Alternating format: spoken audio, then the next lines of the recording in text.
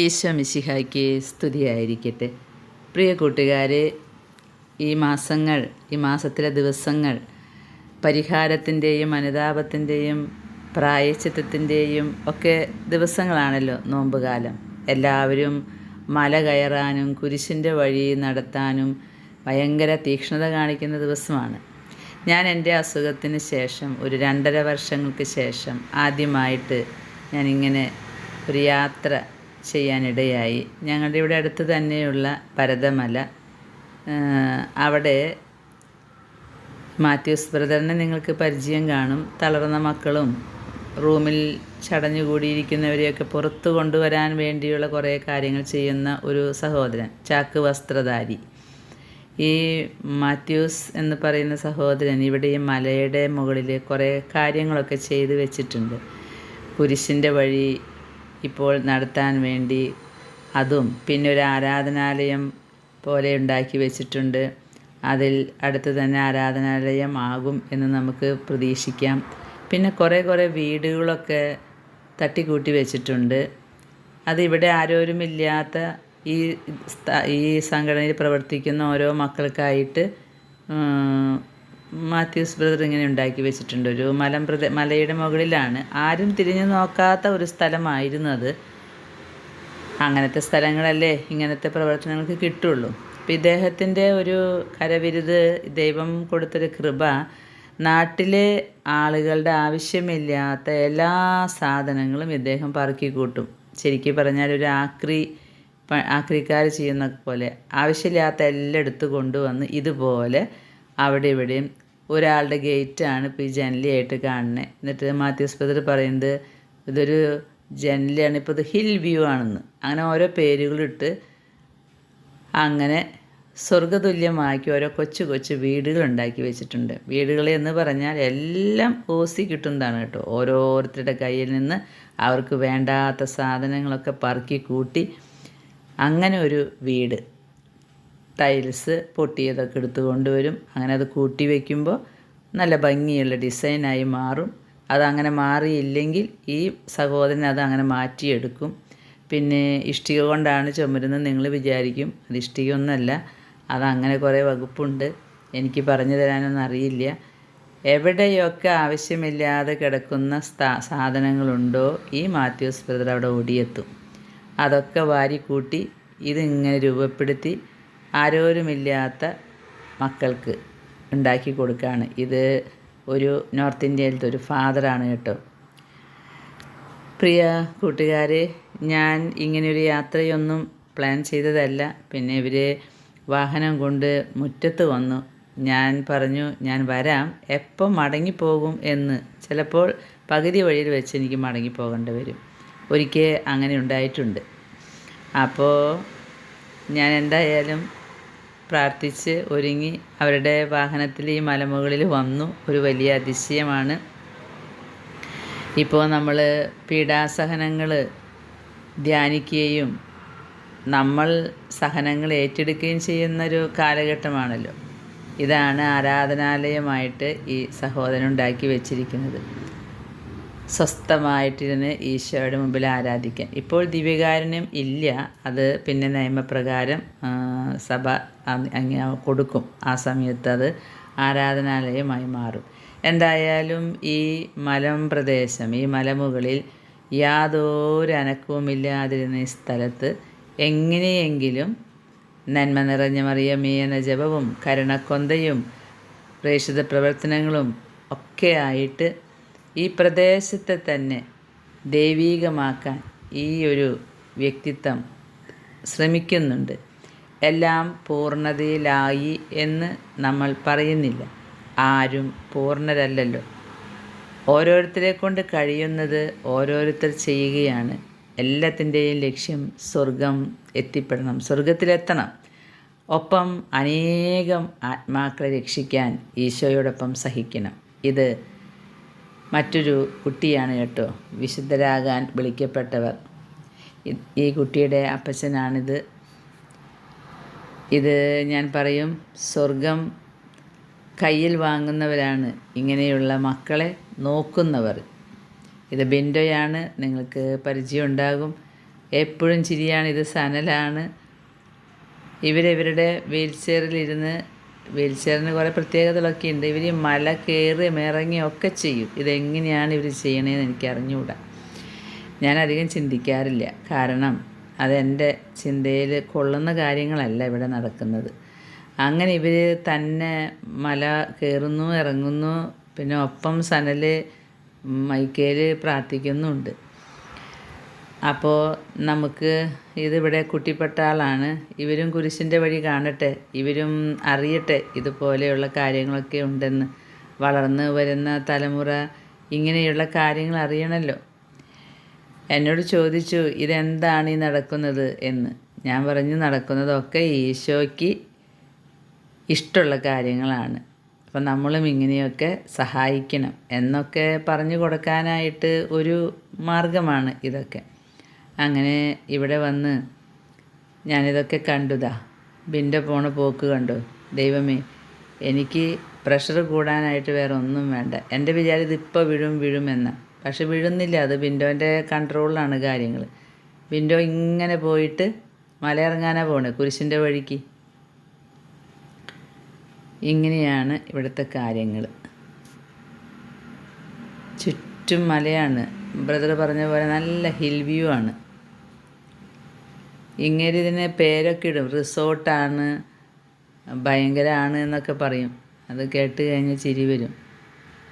അവിടെ നിന്ന് ഇവിടെ നിന്നും പറക്കിക്കൊണ്ടുവന്ന സാധനങ്ങളൊക്കെ അത് പരിശുദ്ധാത്മാവ് പ്രവർത്തിക്കുന്നതാണെന്ന് പറയും. ഞാൻ പറഞ്ഞു അത് ഔസേപ്പിതാവാണിത് ചെയ്യുന്നത്, അല്ലാതെ നമ്മുടെ ക്രെഡിറ്റ് ഒന്നല്ല. ഔസേപ്പിതാവ് ഇങ്ങനെ തൊട്ട് കഴിഞ്ഞാൽ പലതും പല രൂപത്തിൽ വരും. ആൾ ഗോപണി ഉണ്ടാക്കുന്ന ആളും പിന്നെ തട്ടിക്കൂട്ടി ആശ്രമങ്ങളൊക്കെ പണിയുന്ന ആളാണല്ലോ. അപ്പോൾ പിന്നെ ഔസേപ്പിതാവ് തൊട്ട് കഴിഞ്ഞാൽ ഇങ്ങനെയൊക്കെ ഉണ്ടാകും. ആ ആരാധനാലയം എന്ന് പറയുന്ന ആ സ്ഥലം കൂടാതെ ഇവിടെ സാധാരണ ഇവരുടെ ശുശ്രൂഷകളൊക്കെ നടക്കുന്നൊരു സ്ഥലമാണിത്. ഇവരുടെ പള്ളി ഇവിടെയാണ്. ഇവരുടെ പിതാക്കന്മാരും മറ്റൊക്കെ വന്ന് ശുശ്രൂഷകളൊക്കെ ചെയ്യാറുള്ളത്. ഞാനിവിടെ വർഷങ്ങൾക്ക് മുൻപ് 2-3 വർഷങ്ങളായി ഞാൻ ഓപ്പറേഷനും മറ്റുമായിട്ട് ഇരിക്കുകയായിരുന്നല്ലോ. ഞാൻ പുറത്തിറങ്ങിയിട്ടില്ല ഇതുപോലെയുള്ള കാര്യങ്ങൾക്കൊന്നും. അതിനു മുമ്പ് ഞാനിവിടെ വരാറുണ്ട് ആരോഗ്യമുള്ള സമയത്ത്. ഈ മലമ്പ്രദേശത്ത് ഉള്ള കാര്യങ്ങളൊക്കെ എനിക്കും ഭയങ്കര ഇഷ്ടമാണ്. കാരണം ശാന്തതയുണ്ട്. മലമുകളിൽ കയറുമ്പോഴൊക്കെ ഈശോ മലമുകൾ കയറിയത് ഓർക്കും. പിന്നെ മല കയറുന്നത് തന്നെ ഒരു സഹനമാണല്ലോ. അതുകൊണ്ട് തന്നെ 10-30 വർഷമായി ഞാൻ മലമുകൾ തേടി നടക്കുന്ന ഒരാളാണ്. നിങ്ങൾക്ക് അറിയോ എന്ന് എനിക്കറിഞ്ഞുകൂടാ. കുരിശുമല ആശ്രമം എന്ന് പറയുന്നൊരു ആശ്രമം വാഗമണ്ണിലുണ്ടല്ലോ. ഒരു 20 വർഷം മുൻപ് അവിടുത്തെ സ്ഥിരം ആളാണ് ഞാൻ. അവർ പറയും അന്ന് ആദ്യമായിട്ടാണ് ഒരു അൽമായ സ്ത്രീ ഇങ്ങനെ 10 ദിവസമൊക്കെ ഇവിടെ ഒറ്റയ്ക്ക് ഇരിക്കുന്നത് എന്ന്. അപ്പോൾ അങ്ങനെ മലമുകളിലിരുന്ന് ഈശോയോടൊപ്പമായിരിക്കാൻ എല്ലാ വ്യഗ്രതകളിൽ നിന്ന് വിട്ടുനിന്ന് പ്രാർത്ഥിക്കുക, അതെനിക്ക് പണ്ടേ ഇഷ്ടമാണ്. അതുപോലെ തന്നെ നിങ്ങളൊക്കെ ഇപ്പോഴാവും അറിഞ്ഞിട്ടുള്ളത് ഈ നല്ലതണ്ണിയിൽ ഒരു ആശ്രമമുണ്ട്. ഒരു ആശ്രമം എന്ന് പറയാൻ പറ്റില്ല, കുറേ ബ്രദർമാർ, ചെറുപ്പക്കാർ, അവർ ജീവിതത്തിൻ്റെ മറ്റെല്ലാ കാര്യങ്ങളും വേണ്ട എന്ന് വെച്ച് ഒരു ഗുഹ പോലുള്ള സ്ഥലത്ത് ജീവിക്കുന്നതാണ്. അത് ഇപ്പോഴാണ് ലോകം അറിയുന്നതെങ്കിലും ഞാനൊരു 25 വർഷം മുൻപ് അവിടെ പോയിരുന്നു 2-3 പ്രാവശ്യം. അത് കണ്ടും അവർ സംസാരിച്ചും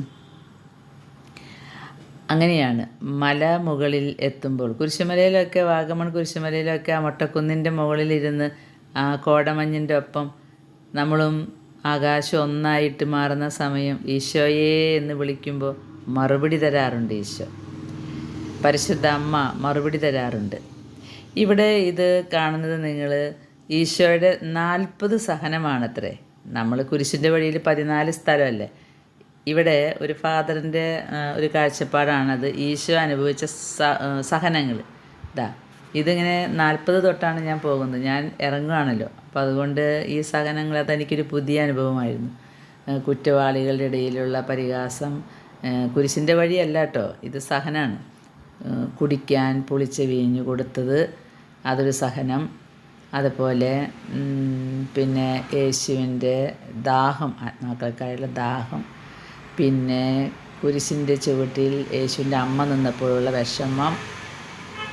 അതുപോലെ അങ്ങനെ കുറേ സഹനങ്ങളുണ്ട്. 40 സഹനങ്ങൾ ഇവിടെ രേഖപ്പെടുത്തി വെച്ചിട്ടുണ്ട്. ഇപ്പോൾ കരയുന്ന സ്ത്രീകളെ കണ്ടപ്പോഴുള്ള വിഷമം, അതുപോലെ കുരിശ് ചുമന്ന് ക്ഷീണിച്ച് അവശനായി വീണപ്പോഴുണ്ടാകുന്ന വിഷമം, ഇതൊക്കെ ഓരോരുത്തരുടെ ചിന്തകളിൽ വരുന്ന കാര്യങ്ങളാണ് കേട്ടോ. ഇങ്ങനൊരു 40ഓളം സഹനങ്ങൾ ഇവിടെ എഴുതി വെച്ചിട്ടുണ്ട്. അതിൻ്റെ ഫ്ലക്സ് പോലെ ഭാരമുള്ള കുരിശ് ചുമന്ന് പോകുമ്പോൾ അതിൻ്റെ ഇടയിലൊക്കെ അമ്മേനെ ഇങ്ങനെ വെച്ചിട്ടുണ്ട്, അമ്മയുടെ പല ഫോട്ടോസ്. പിന്നെ തല ഞാങ്ങണ കൊണ്ട് അടിക്കുന്നതും, അത് നമുക്ക് ആൻ കാതറിൻ എമറിച്ചിൻ്റെ ദർശനത്തിൽ നിന്നും മരിയ വാഴ്ത്തയുടെ പുസ്തകത്തിൽ നിന്നൊക്കെ നമുക്ക് ഈ സഹനങ്ങളൊക്കെ കാണാം. അത് വല്ലാത്തൊരു അനുഭവമാണ്. വധശിക്ഷയ്ക്ക് നിസ്സഹായനെ പോലെ നിൽക്കുന്നതും, മുള്ളുകൊണ്ടുള്ള കിരീടം, അങ്ങനെ 40 സഹനം, ചമ്മട്ടി കൊണ്ടടിച്ചത്, നല്ല ഒരു അനുഭവമാണ്. നമ്മൾ ഇപ്പോൾ ദണ്ഡവിമോചനങ്ങൾ പ്രാപിക്കുന്നതിനെ കുറിച്ച് കേൾക്കുകയാണല്ലോ. ഈ കുരിശിൻ്റെ വഴി, അതുമൂലം നമുക്കൊരു പൂർണ്ണ ദണ്ഡവിമോചനം കിട്ടും. ഓരോ കുരിശിൻ്റെ വഴിയിൽ നിന്ന് നമുക്ക് ദണ്ഡവിമോചനം നേടിയെടുക്കാം. ഈ കുരിശിൻ്റെ വഴിയിലൂടെ ധ്യാനിച്ച് ചെന്നാൽ, ഇത് ഇവരുടെ സെഹിയോൻ ഊട്ടുശാലയാണ് കേട്ടോ. ഇതിങ്ങനെ പോകുമ്പോൾ കുറേ കാര്യങ്ങൾ ഉണ്ടാക്കി വെച്ചിട്ടുണ്ട്. അത് എല്ലാം മനുഷ്യർക്ക് ഉപയോഗപ്രദമായതാണ്. ആരോരുമില്ലാത്ത ആളുകൾക്ക് പെട്ടെന്ന് എന്തെങ്കിലും ഒരു പ്രതിസന്ധി വരുമ്പോൾ അവിടെ ഓടിയെത്താറുണ്ട് ഈ സഹോദരൻ മാത്യൂസ് ബ്രദർ. അങ്ങനെയാണ് പരസഹായിയായിട്ട് ജീവിതം ഒഴിഞ്ഞു വെച്ചിട്ടുള്ള ഒരു വ്യക്തിയാണ്. ഈശോ അനുഗ്രഹിക്കട്ടെ, ധാരാളം ഇനിയും ഇതുപോലെയുള്ള പ്രവർത്തനങ്ങൾ നടത്താൻ എന്ന് മാത്രമേ എനിക്ക് പ്രാർത്ഥിക്കാനുള്ളൂ. സമൂഹത്തിൽ നന്മയുടെ മുഖം കാണിച്ചു കൊടുക്കാൻ ആർക്ക് സാധിക്കുമെങ്കിലും അത് ഏറ്റവും നല്ലത് തന്നെ. പ്രിയ കൂട്ടുകാരെ, അപ്പോൾ കുരിശിൻ്റെ വഴിയിലൂടെ നമുക്ക് പൂർണ്ണ ദണ്ഡവിമോചനം കിട്ടും. അതുകൊണ്ടാണല്ലോ നമ്മൾ ഈ നോമ്പ് കാലത്ത് കുരിശിൻ്റെ വഴി നടത്താൻ കൂടുതൽ ഉത്സുകരായിരിക്കുന്നത്. ഈ കുരിശിൻ്റെ വഴി എപ്പോൾ നടത്തിയാലും ദണ്ഡവിമോചനം ഉണ്ട് കേട്ടോ. പൂർണ്ണ ദണ്ഡവിമോചനം കിട്ടണമെങ്കിൽ നമ്മൾ ഭക്തിപൂർവമായ കുരിശിൻ്റെ വഴി ചൊല്ലണം. ആ കുരിശിൻ്റെ വഴി ആരംഭിക്കുന്നത് പീലാത്തോസിൻ്റെ അരമനയിൽ നിന്നും അവസാനിക്കുന്നത് കുരിശിൽ നമ്മുടെ രക്ഷയ്ക്കായിട്ട് ഈശോ മരിച്ചിട്ടുമാണ്. അപ്പോൾ പൂർണ്ണ ദണ്ഡവിമോചനം കുരിശിൻ്റെ വഴിയിലൂടെ നമ്മൾ നേടിയെടുക്കണമെങ്കിൽ കുറച്ച് കാര്യമുണ്ട്. അതിലൊരു ഒന്നാമത്തെ കാര്യമാണ്, നിയമപ്രകാരം നിർമ്മിച്ചിട്ടുള്ള കുരിശിൻ്റെ വഴിയിലായിരിക്കണം ഈ ഭക്താഭ്യാസം. അതുപോലെ കുരിശിൻ്റെ വഴി ഉണ്ടാക്കുമ്പോൾ 14 കുരിശുകൾ ഉണ്ടാകണം. ഈ 14 കുരിശിലും ജെറുസലേമിലെ സ്ഥലങ്ങളെ സൂചിപ്പിക്കുന്ന പടങ്ങളോ രൂപങ്ങളോ സ്ഥാപിക്കണം. വളരെ പൊതുവായ ആചാരപ്രകാരം 14 സ്ഥലങ്ങളിലും ഭക്തിപൂർവമായ ഓരോ വായനയോട് ചേർത്ത് ചില വാചിക പ്രാർത്ഥനകളും ഉൾച്ചേർക്കുന്നത് നല്ലതാണ്. ഏതായാലും യേശുവിൻ്റെ പീഡാസഹനത്തെയും മരണത്തെയും കുറിച്ചുള്ള ഭക്തിപൂർവകമായ ഒരു വിചിന്തനം ഉണ്ടാകണം. അടുത്തത്, 4ാമത്തെ കാര്യം, ഒരു സ്ഥലത്ത് നിന്നും മറ്റൊരു സ്ഥലത്തേക്കുള്ള ചലനം വേണം, മൂവ്മെൻറ്റ് വേണം. എന്നാൽ പൊതുവായി നടത്തുന്ന ഈ കുരിശിൻ്റെ വഴികളിൽ എല്ലാവർക്കും മൂവ് ചെയ്യാൻ പറ്റിയില്ലെങ്കിലും നടത്തുന്ന ആൾ മൂവ് ചെയ്താൽ മതി. ഇവിടെ നമ്മൾ കാണുന്നത് ഈ മാത്യൂസ് ബ്രദർ അരയിൽ കെട്ടി നടക്കുന്ന മുള്ളരഞ്ഞാണെന്ന് ഈ കുരിശിൻ്റെ വഴിയുടെ സമയത്ത്. അതുപോലെ കട്ടിൽ പോലൊരു സാധനം, അതുമ്പോൾ കുറേ കല്ലുകളിട്ട് ഇങ്ങനെയുള്ള സ്ഥലത്താണ് ഇത്ര രാത്രി കിടന്നിറങ്ങുന്നത്. ഇതെല്ലാം നമ്മൾ മനസ്സിലാക്കണം, പാപത്തിൻ്റെ പരിഹാരമാണ്. സ്വന്തം പാപത്തിൻ്റെ പരിഹാരമോ അതുപോലെ പ്രത്യേക നിർദ്ദേശങ്ങൾ കിട്ടിയിട്ട് അതിനനുസരിച്ച് പാപത്തിൻ്റെ പരിഹാരമായിട്ടോ ഓരോരുത്തരുടെ സന്ദേശം കിട്ടുന്നതനുസരിച്ച് ഓരോരുത്തർ പലതരത്തിലുള്ള സഹനങ്ങൾ. ഈ കുരിശ് പിടിച്ച് നിൽക്കുന്നത് ചെറുപ്പക്കാരനല്ല കേട്ടോ. ഞാൻ അറിഞ്ഞിടത്തോളം 88 വയസ്സുണ്ട്. അങ്ങനെ കുരിശിൻ്റെ വഴി തുടങ്ങാൻ പോവുകയാണ്. അപ്പോൾ കുരിശിൻ്റെ വഴിയിൽ മൂവ്മെൻ്റ് ആവശ്യമാണ് പൂർണ്ണ ദണ്ഡവിമോചനം കിട്ടണമെങ്കിൽ. എന്നാൽ വലിയ വലിയ കുരിശിൻ്റെ വഴികളിൽ ഇപ്പോൾ എല്ലാവർക്കും മൂവ് ചെയ്യാൻ പറ്റിയില്ലെങ്കിലും അത് നടത്തുന്ന ആൾ ഒരു സ്ഥലത്ത് നിന്ന് മറ്റൊരു സ്ഥലത്തേക്ക് പോയാൽ മതി. അപ്പോഴും നമുക്ക് ദണ്ഡവിമോചനം കിട്ടും. ഇതാണ് കുരിശിൻ്റെ വഴിയിലൂടെ നടക്കുമ്പോൾ കിട്ടുന്ന ദണ്ഡവിമോചനം. ഈ കണ്ടീഷൻസൊക്കെ പൂർത്തിയാക്കിയാൽ നമുക്കറിയാലോ 14 സ്ഥലം എന്താണ് എന്നുള്ളത്.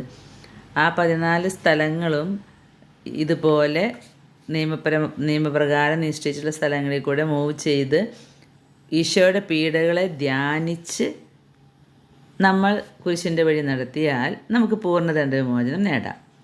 എന്നാൽ ഈ കണ്ടീഷൻസ് എല്ലാം പൂർത്തിയാക്കാൻ പറ്റിയില്ല. വേറെ രീതിയിൽ കുരിശിൻ്റെ വഴി ചെല്ലാം, അല്ലെങ്കിൽ വീട്ടിലിരുന്നിട്ടോ അല്ലെങ്കിൽ നമ്മൾ നടന്നുകൊണ്ടോ അല്ലെങ്കിൽ ഇരുന്നു കൊണ്ടോ, അപ്പോൾ ഈ കണ്ടീഷൻസ് ഒന്നും പൂർത്തീകരിക്കുന്നില്ല. അപ്പം അതുകൊണ്ട് നമുക്ക് അങ്ങനെ കുരിശിൻ്റെ വഴി നടത്തുമ്പോൾ ഭാഗികമായ ദണ്ഡവിമോചനം കിട്ടും. പിന്നെ നമ്മൾ കണ്ടല്ലോ, മാർപ്പാപ്പയുടെ നിയോഗത്തിനായുള്ള പ്രാർത്ഥന ചൊല്ലണം. അതെല്ലാ ദണ്ഡവിമോചനങ്ങൾക്കും വേണം. അതുപോലെ ഈ കുരിശിൻ്റെ വഴി നടത്തുമ്പോൾ നമ്മൾ കണ്ടു നമ്മുടെ ഹൃദയം ലഘുപാപങ്ങളിൽ നിന്ന് പോലും വിമുക്തമായിരിക്കണം. അങ്ങനെയാണ് കുരിശിൻ്റെ വഴിയിലൂടെ പൂർണ്ണ ദണ്ഡവിമോചനം കിട്ടുന്നത്. ഈ പൂർണ്ണ ദണ്ഡവിമോചനം നമുക്ക് നേടാൻ കഴിയാത്തത് കൊണ്ട് എല്ലാ കണ്ടീഷൻസും നമ്മുടെ മാക്സിമം നമ്മൾ പരിശ്രമിച്ച് ആ കണ്ടീഷൻസ് പൂർത്തീകരിച്ച് നമുക്ക് പരിശുദ്ധ അമ്മയുടെ വിമല ഹൃദയം വഴി ഈശോയ്ക്ക് കാഴ്ചവെക്കാം.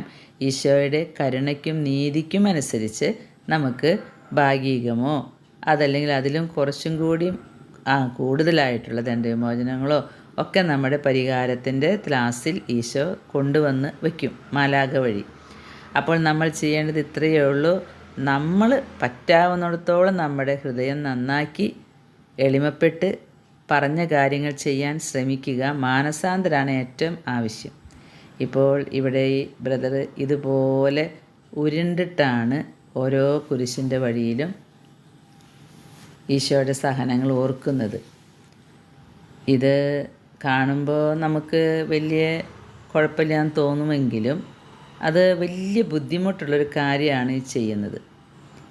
എനിക്കിത് ചിന്തിക്കാനേ പറ്റില്ല. ഇനി ആരോഗ്യമുള്ളവർക്ക് വേണമെങ്കിൽ ചിന്തിക്കാൻ പറ്റുമായിരിക്കും. എന്തായാലും എന്തിനാണ് ഇങ്ങനെയൊക്കെ ചെയ്യുന്നത് എന്ന് ഉള്ളിൻ്റെ ഉള്ളിൽ തോന്നുന്നുണ്ടെങ്കിൽ ഈശോയെ അനുകരിക്കുക, അതായിരിക്കും. ഈശോയുടെ പാടുപീടുകളിൽ പങ്കുപറ്റുക. അപ്പോൾ ഒരു വിശുദ്ധനായിട്ട് ഇത് ചെയ്യാമെന്ന് വിചാരിച്ചാൽ മനുഷ്യർക്ക് പറ്റില്ല. അതുകൊണ്ട് നമ്മുടെ ഉള്ള വിശുദ്ധി വെച്ച് നമ്മൾ ഇതുപോലെയുള്ള പല ഭക്തകാര്യങ്ങളും പലരും ചെയ്യുന്നുണ്ട്. മലയാറ്റൂർക്ക് നടന്നു പോകുന്ന മനുഷ്യരെ, യുവാക്കളെയൊക്കെ കണ്ടിട്ടില്ലേ? കുരിശ് ചുമന്നു പോകുന്നവരെ കണ്ടിട്ടില്ലേ? അങ്ങനെ പല സഹനങ്ങളെടുത്ത് പാപത്തിൻ്റെ പരിഹാരം തീർത്ത് വിശുദ്ധിയുടെ നിറവിൽ ഇവിടെ നിന്ന് പോകാൻ നമ്മൾ പാട്ട് കേട്ടല്ലോ, ഒരുങ്ങിയിട്ടുണ്ടോ ഒരുങ്ങിയിട്ടുണ്ടോ. ഇതെല്ലാം ഒരുക്കത്തിൻ്റെ ഭാഗമായിട്ടാണ് ഞാൻ കാണുന്നത്. പ്രിയ സഹോദരങ്ങളെ, ഈ ഒരു കുരിശിൻ്റെ വഴി നമുക്ക് ചിന്തയിലേക്ക് കൊണ്ടുവരാം. നമ്മുടെ കർത്താവ് ഇതുപോലെയല്ല, ഇതിൻ്റെ 10,000 ഇരട്ടി മടങ്ങ് പീഡകളാണ് സഹിച്ചത്. നമുക്കത് അങ്ങനെ സഹിക്കാനുള്ള കെൽപ്പില്ലല്ലോ. പാവപ്പെട്ട പാപികളായ നമ്മൾ നമ്മുടെ കഴിവിനനുസരിച്ച് എളിമപ്പെടുകയാണ്. ഇത് ഒരു എളിമപ്പെടലിൻ്റെ ഭാഗമാണ്. മാപ്പാക്കണേ കർത്താവേ, കരുണ കാണിക്കണമേ. ഈ സഹനങ്ങളെല്ലാം ഈശോയുടെ കുരിശിൻ്റെ സഹനത്തോട് ചേർത്ത് വെച്ച് അനുദിന തെറ്റുകൾക്കുള്ള പരിഹാര ജപം ഓർക്കാം. നിത്യപിതാവേ, ഇന്നും എൻ്റെ കഴിഞ്ഞ ജീവിതകാലം മുഴുവനും ഞാൻ ചെയ്തു പോയിട്ടുള്ള, അറിഞ്ഞും അറിയാതെയും ചെയ്തു പോയിട്ടുള്ള എല്ലാ പാപങ്ങൾക്കും പരിഹാരമായി കർത്താവ് ഈശോ മിശിഹായുടെ തിരുഹൃദയത്തെ, തിരുരക്തത്തെ, തിരുമുഖത്തെ പാടുപീടുകളോടും എല്ലാ സ്നേഹത്തോടും യോഗ്യതയോടും കൂടി കാഴ്ചവെക്കുന്നു. ആ പാടുപീടുകളുടെ കൂടെ പാപികളായ നമ്മളുടെ ഈ കുരിശിൻ്റെ വഴിയിലെ സഹനവും കാഴ്ചവെക്കാം. പ്രിയ സഹോദരങ്ങളെ, ധാരാളം ദണ്ഡവിമോചനങ്ങൾ നമുക്ക് ഈ ദിവസങ്ങളിൽ നേടിയെടുക്കാം. ദൈവം നമ്മെ ഓരോരുത്തരെയും അനുഗ്രഹിക്കട്ടെ. എൻ്റെ ജീവിതത്തിൽ ഇതൊരു വലിയ അത്ഭുതമാണ് എനിക്ക് തോന്നുന്നത്. ഞാനിങ്ങനെ ഒരു മലയുടെ മുകളിൽ വന്ന് കുരിശിൻ്റെ വഴിയൊക്കെ കാണുക എന്ന്. ഞാൻ ആ ബ്രദറിനോട് പറഞ്ഞു, ബ്രദറിന് ഇങ്ങനെ ശരീരം കൊണ്ട് ഉരുളണ്ടേ സഹനം പൂർത്തിയാക്കാൻ? എനിക്കിവിടെ ഒരടി നടക്കാൻ പോലും പറ്റുന്നില്ല, ഞാൻ ഇപ്പോൾ വീഴുമെന്നുള്ള അവസ്ഥയിലാണ്. അപ്പോൾ എൻ്റെ ഓരോ ചുവടുവയ്പ്പിനും എന്തുമാത്രം ദണ്ഡവിമോചനം കിട്ടുമല്ലേ എന്ന് തമാശയ്ക്ക് ഞാൻ പറഞ്ഞു. പക്ഷേ ഹൃദയത്തിൽ യോഗ്യത വേണം കേട്ടോ. അപ്പോൾ ആ സഹോദരന് ഇങ്ങനെ ചെയ്യാൻ കഴിയുമെങ്കിൽ എനിക്ക് നടക്കാൻ പോലും പറ്റാത്ത അവസ്ഥയാണ്. അപ്പോൾ ഓരോരുത്തർക്കും ഓരോരുത്തരുടെ സഹനം കാഴ്ചവെക്കാം. ഇനി അടുത്ത മലയിൽ ഒരു കുരിശിൻ്റെ വഴി ഇതുപോലെ കാണണം, നടത്താനൊന്നും പറ്റില്ല, കാണണം എന്നൊക്കെ എനിക്ക് ആഗ്രഹമുണ്ട്. അത് ഏത് മലയിലായിരിക്കും ഈശോ പ്ലാൻ ചെയ്തിട്ടുള്ളത് എന്ന് എനിക്കറിയില്ല. ഈശോയുടെ പ്ലാൻ നടക്കട്ടെ. സുഭാഷിതം 16:1 മനുഷ്യൻ പദ്ധതികൾ വിഭാവനം ചെയ്യും, അന്തിമ തീരുമാനം കർത്താവിൻ്റെയാണ്. ഈ കുരിശിൻ്റെ വഴി നമ്മുടെ ജീവിതത്തിൽ എപ്പോഴും, ഈ കുരിശിൻ്റെ വഴിയല്ല, ഈശോയുടെ കുരിശിൻ്റെ വഴി നമ്മുടെ ജീവിതത്തിൽ എപ്പോഴും ഉണ്ടായാൽ ദണ്ഡവിമോചനത്തിൻ്റെ അളവ് നമുക്ക് കൂട്ടാം. ദൈവം നമ്മെ അനുഗ്രഹിക്കട്ടെ. ആമീൻ.